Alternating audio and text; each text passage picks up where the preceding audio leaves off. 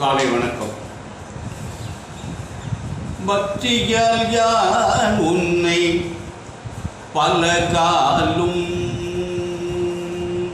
பக்தியால் யான் உன்னை பல காலும் பற்றியே மாதிரு புகழ் பாடி முத்தன மாறனை பெருவாழ்வில் முற்றிய சேர்வத அருள்வாயே. முத்தன மாறனை பெருவாழ்வில் முற்றிய சேர்வத அருள்வாயே. உத்தம தான சற்குணநேய வித்தகா வேத சத்தினி பாலா. உத்தமதான சற்குணநேயம் ஒப்பிலா மாமணி கிரிவாசா. வித்தக வேத சத்தினி பாலா வெற்றி வேலாயுத பெருமாளே.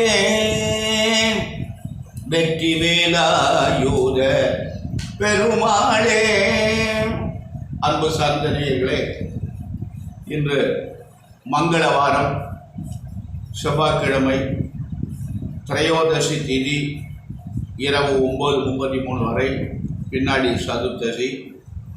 பரணி நட்சத்திரம் இரவு 10:19 வரை, பின்னாடி கார்த்திகை நட்சத்திரம். சித்த யோகம் ராகு காலம் செவ்வாய்க்கிழமை 3 முதல் 4, யமகண்டம் 9 முதல் 10, குளிகன் 12 முதல் 1, சூலம் வடக்கு, பரிகாரம் பால். அன்பு சார்ந்த நேயர்களே, இந்த ராசி பலன்கள் எப்படி இருக்கிறது என்று பார்ப்போம். மேஷராசி என்பவர்களுக்கெல்லாம் அருமையான நாள். அதாவது ராசிநாதன் செவ்வாய் ராசியிலே இருக்கார். அவரோட யாரு சந்திரன் 4ஆம் அதிபதி போய் அவரோட சேர்ந்து இருக்கார். இந்த இணைவு என்பது அருமையான இணைவு. மேஷராசி என்பது சந்திர மங்கள யோகம் என்ற ஒரு யோகம், அருமையான யோகம் என்று சொல்றது. அதனால இந்த மேஷராசி என்பவர்களுக்கு இன்று நல்ல நாள். குரு பகவான் 2ல் இருக்கார், சனி பகவான் 11ல் இருக்கார், 2 கூடியவர் 2ல் இருக்கார். இதெல்லாம் மேஷராசி என்பவர்களுக்கு ஒரு அருமையான நாள். என்று நல்லது நடக்கும், நல்ல காரியங்கள் எல்லாம் நடைபெறும். நேற்றிலிருந்து சந்திரன் செவ்வாய் ஒன்றா இணைந்து இருக்காங்க, நாளைக்கு மாறிடுவார். அதனால மேஷராசி என்பவர்களுக்கு இன்று நல்ல நாள், நல்லது நடக்கும். கவனமாக நடந்து கொள்ளுங்கள், வாழ்க்கையிலே முன்னேறிக்கலாம். அடுத்தபடியாக ரிஷபராசி என்பவர்களை உங்களுக்கு குரு ஜென்மத்தில் இருக்கார். ஆனால் ராசிநாதன் ராசியில் இருக்காரு, 2 கூடியவன் ராசியில் இருக்கார்.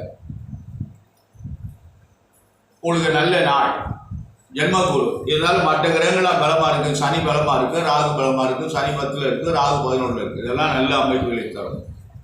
இருந்தாலும் பிரச்சனைக்கு இடம் கொடுக்காமல் நடந்து கொள்ளுங்கள். தேவையில்லாத பிரச்சனைக்கு ஆளாயிராதீங்க. இடம் மாற்றங்கள் ஏதாவது உங்களுக்கு கிடைக்கும். அதனால் கவனமாக அன்போடு பணிவோடு நடந்து கொண்டால் உங்களுக்கு பதவி உயர்லாம் ஏற்படும், இடமாற்றங்கள் கிடைக்கும். மிதுன ராசி என்பவர்களை உங்களுக்கு குரு பகவான் 12ஆம் இடத்தில் இருக்காங்க. 12ஆம் இடம் என்பது விரைய சால். இந்த திருமணமாகாதவங்களுக்கெல்லாம் இப்பொழுது நிச்சயமாக திருமணம் நடைபெறும். நல்ல நாள். அன்பான நேயர்களே, உங்களுக்கு 10ல் ராகு இருக்க, அருமையான அமைப்பு. செவ்வாயும் சந்திரன் 11ல் இருக்கு. இதெல்லாம் நல்ல அமைப்பு தான்.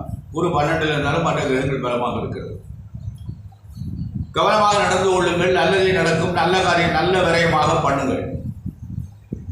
கடகராசி என்பதை உங்களுக்கு அருமையான நாள் என்று நல்ல நாள், நல்லது நடக்கும்.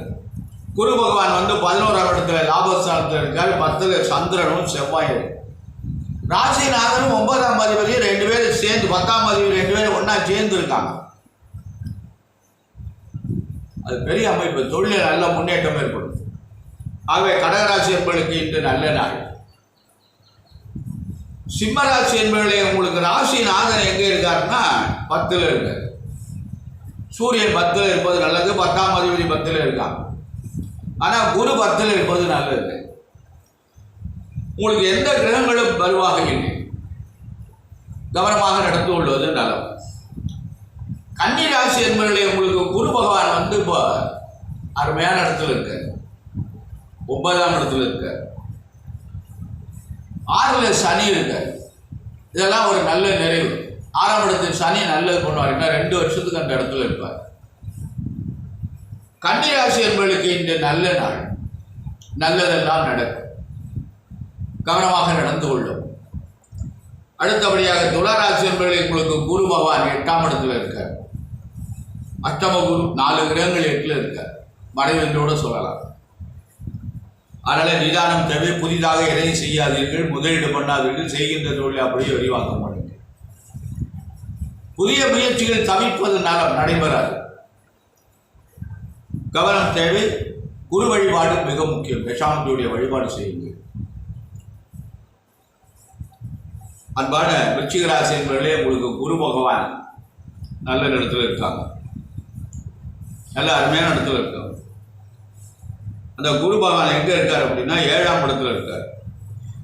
ராகு பகவான் 5ல் இருக்காரு, சனி 4ல் இருக்காரு. இதெல்லாம் உங்களுக்கு பலமா இல்லை. ஆனால் குரு 7ல் இருக்கிறார், நல்ல பலனை தரும், நிச்சயமாக நன்மை செய்வார்.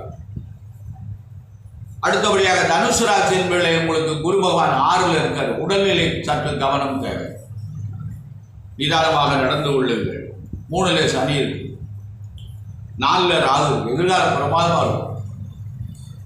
குரு சரியில்லை, ஆனாலும் மற்ற கிரகங்கள் சனியும் ராகும் நல்ல நிலையில் இருக்கு. அதனால உங்களுக்கு நன்மை நடைபெறும், நல்லதே நடக்கும். அன்பான மகர ராசி என்பவர்களே, உங்களுக்கு 7.5 பகவானுடைய காலம் இருந்து கொண்டு இருக்கிறது. இன்னும் 2 ஆண்டுகள் இருக்கிறது. ஆனால் ராகு 3ல் இருக்கார், குரு 5ல் இருக்கார். 5ஆம் அதிபதி 5ல், குரு 5ல். இதெல்லாம் நல்ல அமைப்பு. இது பெரும் 7 நடந்து கொண்டு இருக்கு. அவரவர் வயதுக்கு தக்கக்கூடிய முதல் சுற்று, 2வது சுற்று, 3வது சுற்று எல்லாம் வரும். அதனால் கவனமாக நடந்து கொள்ளும். அன்பான நேயர்களே, கும்பராசி என்பவர்களே, உங்களுக்கும் 7.5 பகவானுடைய காலம் இருக்கிறது.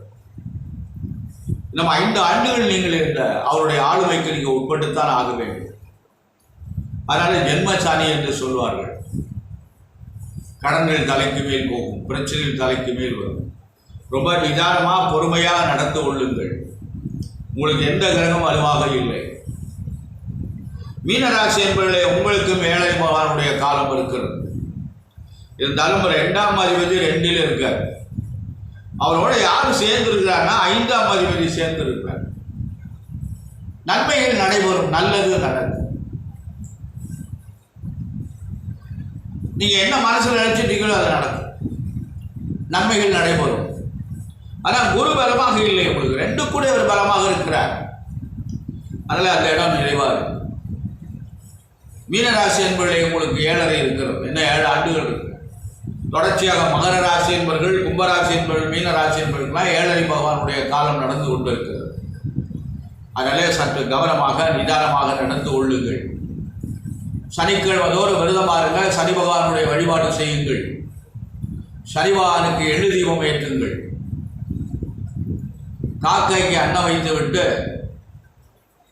சனி பகவானுக்கு அர்ச்சனை பண்ணுங்கள், நல்லதே நடக்கும். அன்பான நேயர்களே, இறை வழிபாடுதான் நமக்கு நல்ல பலன் தரும். அந்த இறை வழிபாட்டுக்கு மிஞ்சின வழிபாடு எதுவுமே கிடையாது. ஆகவே நம்ம அந்த கோயிலுக்கு போகணுமா, இந்த கோயிலுக்கு போகணுமா, எங்கே போகணும், இந்த ஸ்தலத்துக்கு போனால் நல்லதா? நான் என்ன சொல்கிறேன்னா, உள்ளூரில் ஒரு பிள்ளையார் அரசு மரத்தில் இருக்கார். அந்த பிள்ளையாரை நன்றாக, அவருக்கு நன்றாக கவனியுங்கள். நல்ல முறையில் அவரிடம் பிரார்த்தனை செய்யுங்கள். அவரை சுற்றி இருக்கின்ற இடங்களை சுத்தம் செய்யுங்கள்.